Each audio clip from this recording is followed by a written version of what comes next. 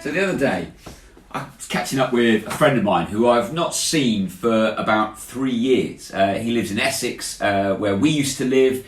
It's part of the church family that we used to be a part of.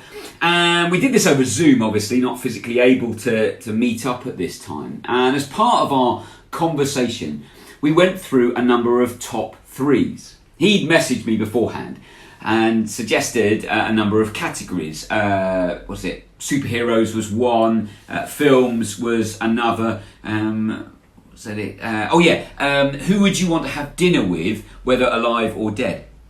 The whole idea was that we both had a bit of thought beforehand as to who we would put or what we would put in these different categories for our top three, but not just kind of lumping three in there together, but actually who would we place in third, second, and ultimately first place.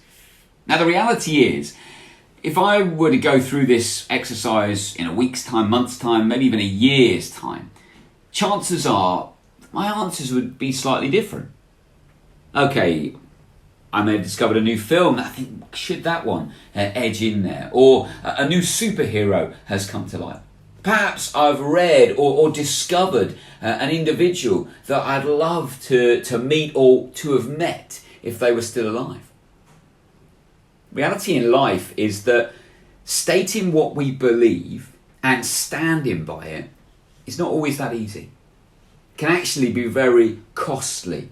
Maybe not in this country, but in other parts of the world, even today, to make a stand for what you believe can be a real challenge and can be something that is not taken lightly by any stretch of the imagination.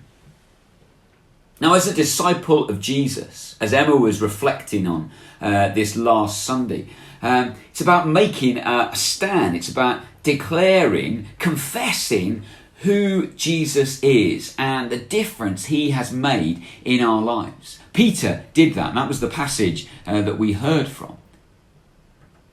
I wonder, though, whether that's true for us.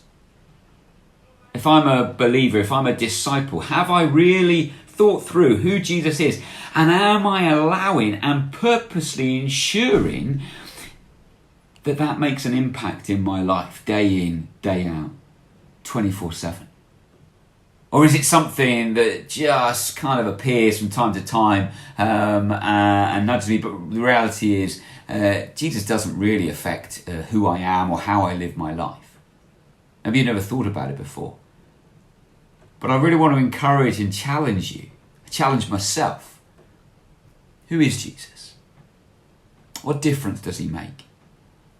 What impact is he having in your life? How will we declare what we believe and make a stand for the truth of who Jesus is?